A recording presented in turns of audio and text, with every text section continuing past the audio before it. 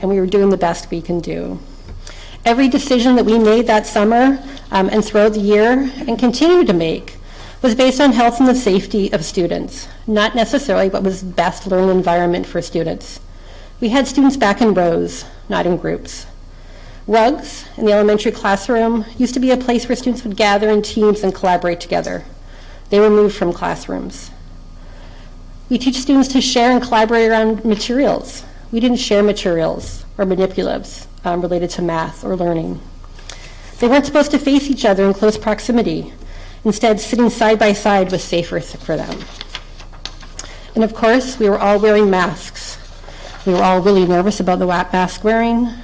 We lost a lot of sleep on that, but pleasantly surprised at how well our students wear masks. We also have used and continue to use large amounts of instructional time for increased hand washing, sanitizing, cleaning, and to ensure social distancing. In-person last year simply did not look the same. The State Department of Education also designed a remote proctoring method, and we were asked for the first time to test students using a remote method if students were unable or unwilling to come into the school for testing. If you would have asked me a year ago, I'd say that would never happen. There's a lot of things that happened last year I'd say would never happen. So let's not also forget the traumatic effect the pandemic has had and continues to have on our students, families, and community. There was increased unemployment in our community, a sense of fear. For some, there's still a sense of fear. The loss of loved ones and increased isolation for our adults and our youngest learners. This shared trauma has impacted all of us differently. It has also negatively impacted student achievement as measured by standardized assessments, such as those I'll be sharing with you this evening. So I want to first start by recognizing and extending gratitude for the Herculean efforts by all. Our hardworking and dedicated administrators, our creative and innovative teachers, our support staff that goes above and beyond, our amazing students, our caring and loving families, our dedicated Board of Ed members, and our greater community. As I look back and reflect upon last year, I'm still in awe over the hurdles that we overcame together, including those couple of days that we had to distribute devices to students. We went for the first time to a full one-on-one, including our kindergartners.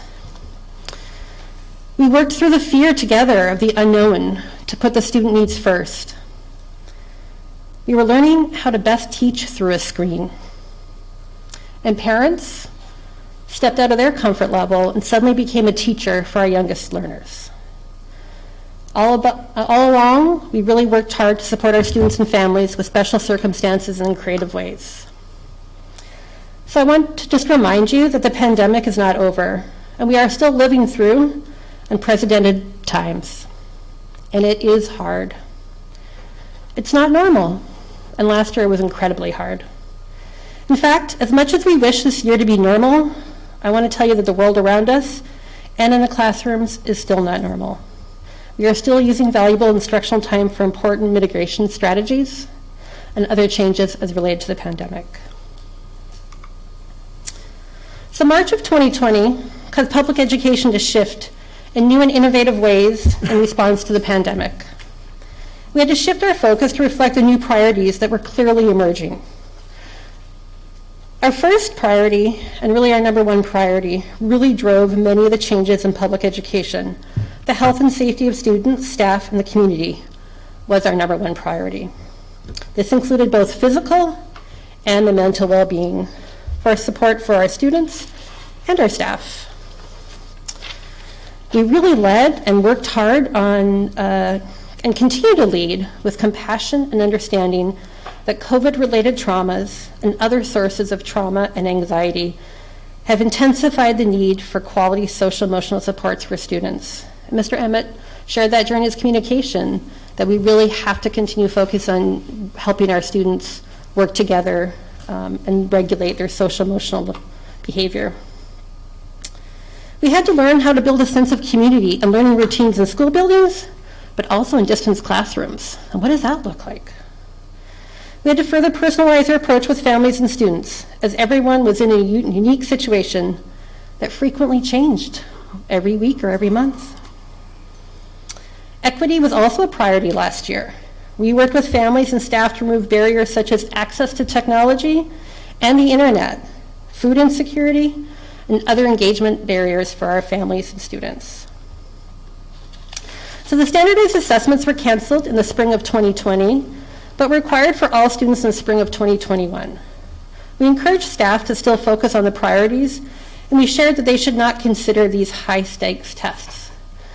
In fact, I came up with a little motto that said it's a test with a little t, not a capital T, not a big test, but a little test. We also highlighted that the state's assessments were going to be baseline data to show how the pandemic has impacted student learning. It's an important measure of equity for all students. The state standardized assessments will help answer how students are growing and achieving, regardless of race or ethnicity, gender, socioeconomic status, English proficiency, disability, or zip code.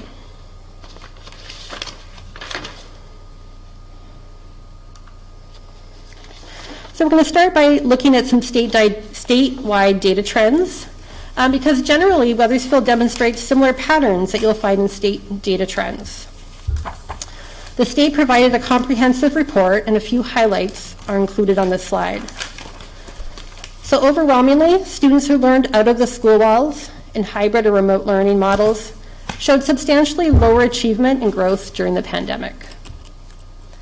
High-need students are students including special education, free and reduced meals, and English learners saw a greater drop compared to students without high needs.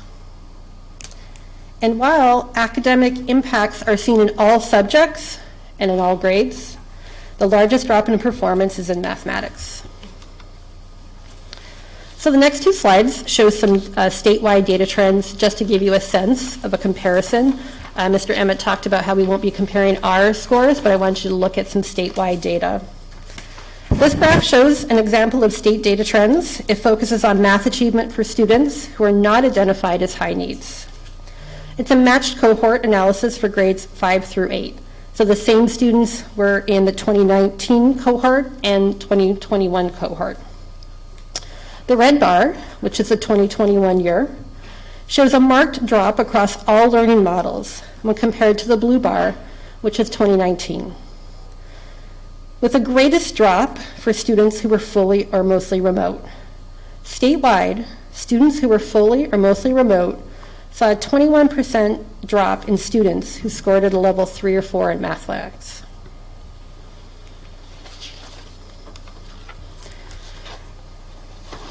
This graph shows similar statewide data trends. However, it's only for students with high needs in the subject of mathematics. So statewide, the percentage of students meeting standards who were fully or mostly remote and were identified as high need students dropped by almost 17%. In fact, statewide, last spring, only 10% of the high need students in grades 5 through 8 met standards at a level 3 or 4 on their Smarter Balanced Assessment. The statewide Smarter Balanced Assessment data confirmed what we already knew. Remote instruction or hybrid instruction was not effective for students. Teaching through a camera is not a replacement for in-class instruction. And we are incredibly excited to be back in class this year. So we're going to look at a little bit of demographics data for the district. We also saw some lower attendance rates than in previous years, with a larger number of secondary students not engaged in hybrid or remote instruction. And we know if students are not in school and engaged in learning, they aren't learning the skills and content measured by those standardized assessments. Our school-based attendance teams continue to focus on positive reinforcement strategies related to attendance.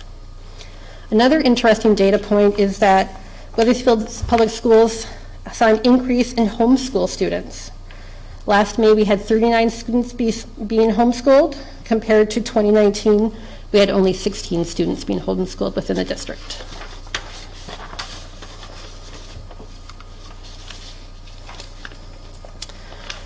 So the state defines students as mostly hybrid or remote by their daily attendance from last year. If students were in person in the school more than 75% of the school days last year, they were considered in person. If they were in school 25 to 75% of the school days, they were considered hybrid. You can see that 81% of our students in grades 3 through 8 were considered hybrid according to that state definition. Some other interesting data includes both the count and percent of students in high needs groups. So this chart identifies how many students and the percentage of students at each school that are part of a high needs group. As I previously shared, the high needs group growth and learning was affected by the pandemic at a greater rate than the non-high needs group. And this chart provides a racial and ethnic breakdown at each school. As you know, Wethersfield continues to become more diverse, and we also have over 40 different languages spoken by our students. This diversity is something we celebrate in Wethersfield, as we want to expose our students to different cultural and social groups, preparing them to become better citizens in their community and beyond.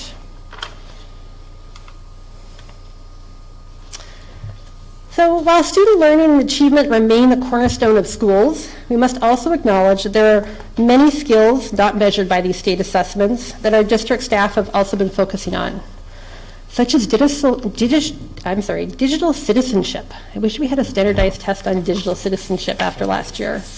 And the vast skills related to remote teaching and learning for both our students and our staff. Social emotional skills and the strong relationships that our staff have with students and families. That's not measured on these assessments. The digital divide, ensuring that our students and staff have internet access and a device. Self-regulation, responsible decision-making, social awareness, resilience, and growth mindset, all important social emotional skills not measured on these standardized scores. So we have arranged, and presented a lot of data for you today. But we must also remember the stories of our students and our families behind this data.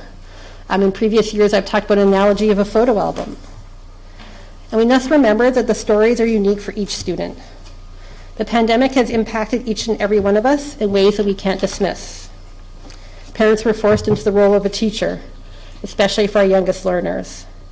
And we continue to see the educational, economic, and health impacts of our pandemic on our community, our state, and our nation. So each of us had to navigate that ever-changing world with the closing of schools and businesses, possibly working remotely, possibly unemployment and isolation, not being able to see friends and families for fear of spreading the virus. That was hard for everyone. And of course, we can't forget the toilet paper shortage.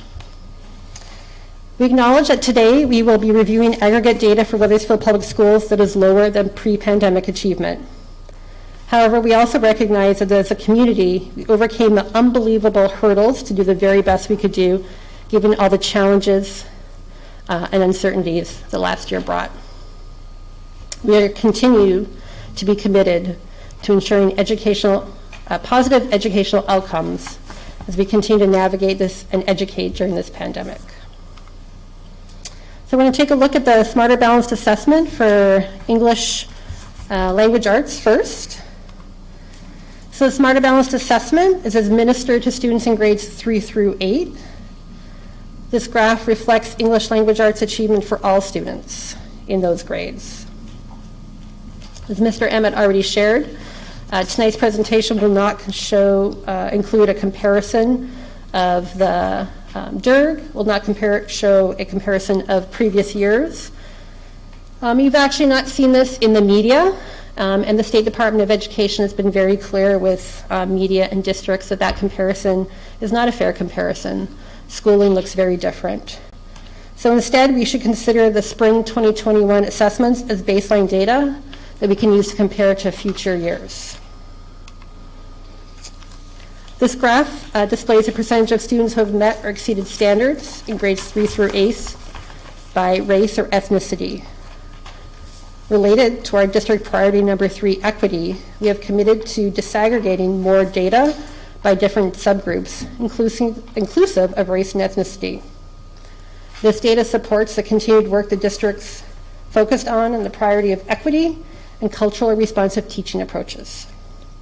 We continue to focus on strategies to narrow this achievement gap. Like at the state level, students that are not in the high needs group have a higher achievement level than the non-high needs group.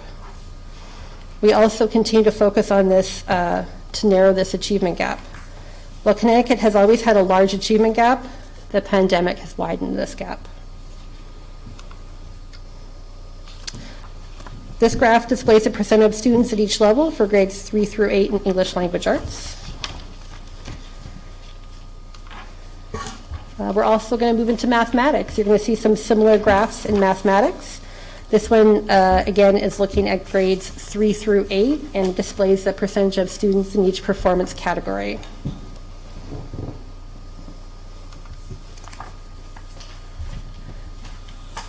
This graph, again, breaks down our data by our race and ethnic groups for math.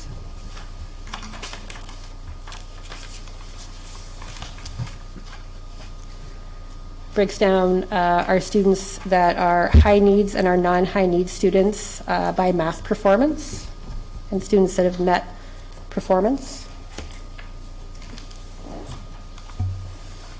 And a grade level comparison. And what you'll see within Wethersfield and across the state is, again, performance is lower in the area of mathematics. The Next Generation Science Standards assessment is administered to students in grades 5, 8, and 11. So like the mathematics and language arts charts, this shows a percentage of students in each proficiency level for grades 5, 8, and 11. And a breakdown of science achievement by race and ethnicity for each grade.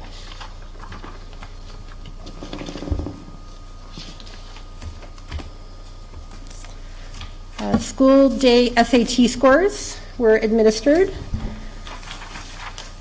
Here are your mean scores for evidence-based reading and writing, math, and the total score for SATs. And percent of students meeting the SAT College Board benchmark for both evidence-based reading and writing and math.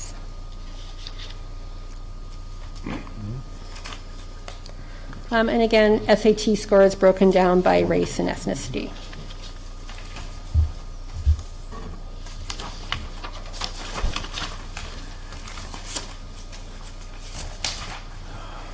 Advanced placement scores. We still had 143 students take 209 AP exams with an average exam score of over 3. So what are our next steps given that data and where we are this year? As you know, we've already invested grant funds, different grant funds, including ESSER grant funds into academic supports such as summer school, the much needed math interventionists at each school, curriculum writing at Wethersfield High School, and various equity trainings. I've already mentioned we're also hiring 2 new family school community partnership liaisons to support authentic parent engagement. School safety continues to be a priority as we're still in the pandemic. We continue to focus on social emotional being of the whole student and of our staff. As you know, we're implementing an explicit social emotional curriculum through the Rethink Ed platform. And we've also contracted with ESS, or Effective School Systems, to provide Tier 3 mental health supports. In addition, we've already started a multi-year plan to implement restorative practices in the schools. So in response to the data, in response to other data using our internal assessments and feedback from a lot of different stakeholders, we have, you've seen these 3 priorities around empathy, achievement, and equity.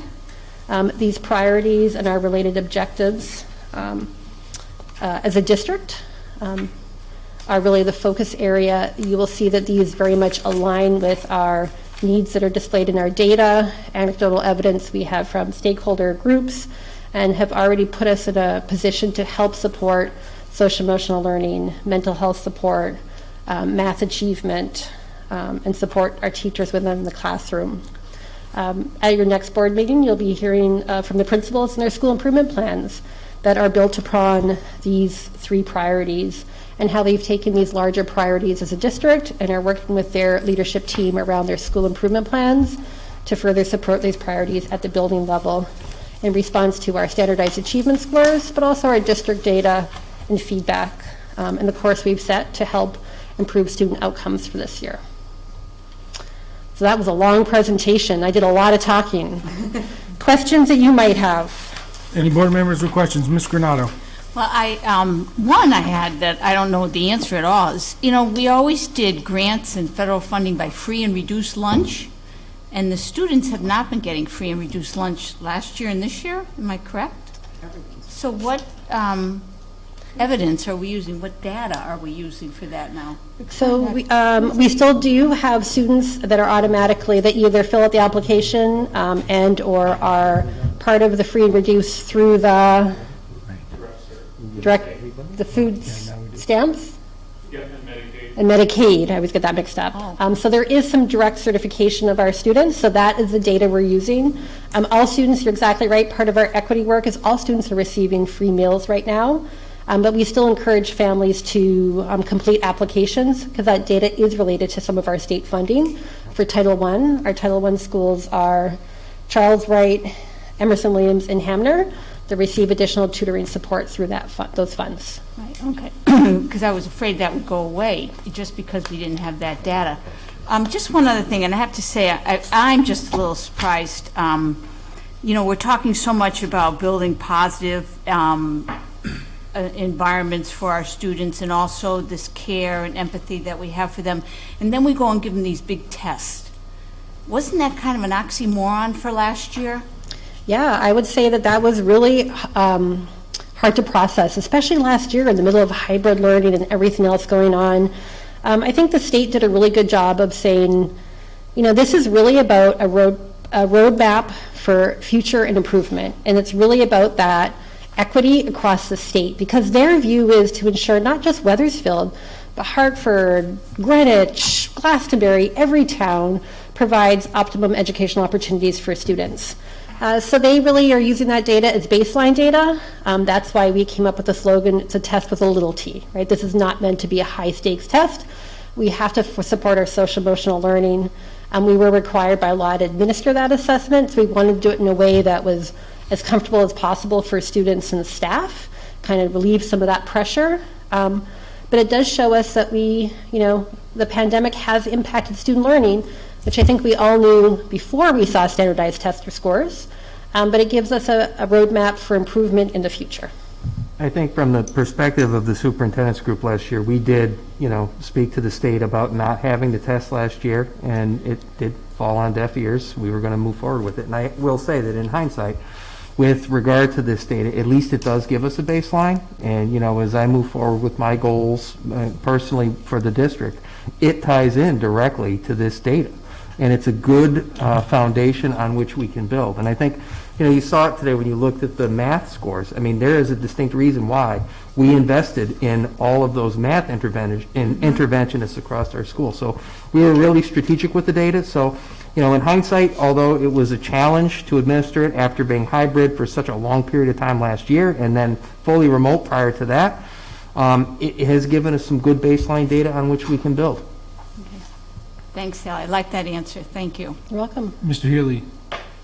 A couple questions real quick. I don't want to prolong this. On the advanced placement classes, I just want to make sure I understand. So are you saying 143 kids took those classes and then, or multiple classes, and 209 exams were taken by this group collectively? Is that what you mean? So 143 different students took AP exams. Our AP enrollment would be much higher than that. Many students, depending upon if they've gotten accepted to college, will they take the exam or not, will choose not to take the AP exam. It's not a requirement for the course. We also have students that choose the UConn credit, Yes. Instead, we don't have that data for you yet. We will get that data for you. So they may take a class, like they could take UConn credit or AP. Some students will choose to do both. Some students know, depending upon their career path or college path, they're going to make one choice that's best for them. So the number of students enrolled in AP would be substantially higher than the number of students that took the test. Okay, thank you. So at some point, could I get a number of how many kids took one AP, total took a class, at least one class? Yeah. And how many chose not to take the exam for those classes, if I could get that? Yep, we can get No, you the no enroll- hurry, I just want to get a full picture of the use of, the participation in the AP classes, what we're teaching, and how many of them see it through by taking the test, which, as you pointed out, can earn them credit at various levels at different universities. Yeah, so we will get you the ECE data that we're still working on, AP enrollment, but also the AP results, so you can look at how many students took a test in each AP biology compared to the enrollment. Yeah, and the other general point on this testing issue is, it's easy to say, well, we shouldn't test everybody because we're under this constraint of hybrid or remote learning, but there was some learning going on.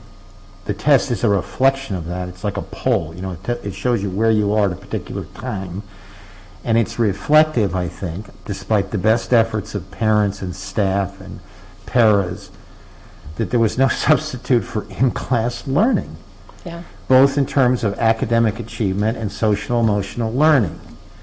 And and I know we've all talked about this, but to me, the central issue is, okay, we know how bad this is, and that we can't color.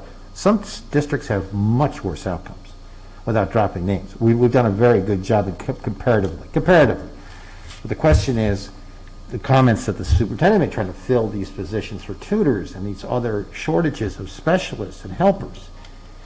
How do we get caught up? I mean, I don't think that's an unfair, and especially at the lower grades, which is more critical. How do we, while we're trying to just get things going to where we left off, knowing that we have this aptitude issue here? I don't think that's any other way to sugarcoat it. And how do we think differently, or how do we engage parents more to say, hey, this is what we're trying to get to, because we're here. Nobody's fault. Situation, we did the best we could. But we're still, I think, bailing water here, if that's just my assessment. Yeah, I would say that probably number one is the reason why the three of us spent the afternoon on a virtual career fair today is staffing. Because when we do not have full staffing, we're pulling from SRBI, we're pulling from student supports to, again, safety comes first. We have to have students covered and safety comes first. So we are talking about creative ways to recruit more staff members, fill those positions. In my mind, that's number one, because I think you're talking about bailing water, right? Like that is the feeling of you can't get caught up without having those high-quality staff members in place to support No, our and you're students. competing with every other district in the area. I get that. Yeah. I think this is sort of a bigger issue for people up the food chain, from the policy side. No, it is in Hartford, that, it's, when you look at some of what these other school districts are struggling with, which are much more dire than this, and this is bad, I will say. It's fixable, but I just think that we need to constantly remind ourselves of this challenge and communicate that to parents as well, to say, we need your input and more participation because of what we're trying to accomplish here, especially in the social emotional learning that you talked about as well. Right, I mean, we've heard some federal work around universal pre-K, right? Universal pre-K will help, future students in that direction. But yes, I think our staff, I want to give them the kudos and are going above and beyond to meet our student needs, creatively work on small groups to meet students where they're at. But many students within a class are not on grade level, right? That is an after effect of shortening curriculum, more hand washing, remote screens, lower attendance. That is the reality of our classrooms. A fifth grade classroom doesn't look like any other fifth grade classroom. Our student profiles are different. We're using our formative assessment data to really drive instruction and to make the best use of that classroom time for instruction. But our students can't learn if they don't have social emotional supports. And really that is number one, helping our students And so we also have to find that balance, and how do we message to our teachers? You can't just do social emotional for the first week and then dig into content. We have to balance that, because if our students aren't actively engaged in those conversations and learning, the time in the classroom is not well spent. So we have to really lead with social emotional and continue to integrate that into our academics as we look forward and to personalize our instruction. Work we'd started before the pandemic, even so more true as we really try and use every resource we have in a school to meet our academic, social emotional, and behavior needs of our students. It's complicated, and I will say it's hard. And our staff, I'm incredibly proud of our staff and the incredible work. I would say that anything we can do to support our staff and thank them share our gratitude to them, I think is incredibly important. We're all living through this stressful time, right? And stress has impacted all of us in different ways, and really stopping and thanking people for the work they're doing, I think goes a long way. Thank you. Any other board members with comments? Just one. Yes, Ms. Evans. Only because this is like my second to last meeting, I'll take this opportunity to say, while the numbers are tough, because I know that it's hard and it was a bad year, I still echo that the teachers and the admins and everyone did an amazing job. You know, I can't say it enough, when you see these kids back at school with these huge smiles and they're ready to go. And, you know, I've got math issues at my house and I'm trying to learn 5th grade math as best as I possibly can, even though it's really hard. But I just wanted to say thank you for putting all this together. I understand it's light, and it's hard when you don't compare it, and it's a tough uphill road, so I hope we get the staff we need. Thank you guys so much for your continued just energy and focus on everything these kids need, because I think we're really lucky. Yeah, thank you. Thank you. Anyone else? Thank you, Mr. Stoley.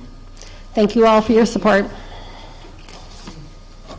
Announcements and information. Board members, please check your packets for upcoming meetings. Let your chair know that you cannot make it. Meetings held. There were no meetings held. Meetings scheduled. Facilities and Maintenance Committee meeting on 10/18/21 at 6:30 p.m. Students, Programs and Services Committee meeting on 10/19/21 at 6:30 p.m. Crick Council at 10/20/21 at 11:30 a.m. The Wethersfield Early Childhood Collaborative, WEC, is on 10/25/21 at 4:30 p.m. And our Finance and Operations Committee meets on 10/26/21 at 6 p.m. There is no unfinished business. Public comment. Anyone from the public wishing to make comment, please come to the podium, state your name, address. All right, moving on to board comment. Any board members wishing to make comments? Yes, Lena, thank you. Okay, so just a few updates from the high school. The Interact Club has started Coin Wars to raise funds for victims of Hurricane Ida. And we collect at a table in the CAF during 5th and 6th period. And we try to get volunteers who have study hall during those periods so no students are missing class. Another update is that class elections happen today for all grades. So students have until 11:59 tonight to vote, because the votes are all online this year through a Google form. And then for tomorrow, there's two things happening. First is the PSATs for juniors, and tomorrow is also the senior day for all the seniors, which we got passed through administration, which we're all very excited about. So we'll be outside on Catone for about 2 hours during 4th period and 6th period, and we're going to have food, ice cream, games, and everyone's really excited. So we're really happy we could do that, and we're looking forward to it. So thank you. Thank you, Lena. Anyone else? Mr. Lesser. Thank you, Mr. Chairman. Just to let everyone know that the Career Advisory Board met Monday, September 27th. We had our first meeting of the year, and we are excited about a few things. One, we are doing our Lunch and Learns again, and this is bringing people in from the business community to meet with our students on different careers. We'll be holding a career fair again this year, and we will get, I'm sure, excellent student participation. And I've said in the past, this gives students the opportunity to get a glimpse of what their future could look like. And we're hoping to do some job shadows like we've done at the Travelers in the past. We meet the last Monday of every month, so our next meeting is October 25th, and I hope folks can join us for that. So thank you, Mr. Chairman. The other thing I forgot to mention, we did have a representative from Capital Community College at our last meeting. We have a partnership with them, And thanks to the superintendent, we also have a partnership with Goodwin College. So a lot happening with the Career Advisory Board. And that's it, Mr. Chairman. Thank you. Anyone else wishing to make comments? Seeing none, do I have a motion to go to an executive session, Mr. Healy? Yes, Mr. Chairman, I'll move that we leave public session, enter executive session at, we'll call it 8:15 PM to discuss and finalize superintendent's goals for 2021 to 2022. Do we have a second? Second. Thank you, Mr. Paradise. All in favor, say aye. Aye. Opposed? Abstention? Motion carries. Thank you, everyone.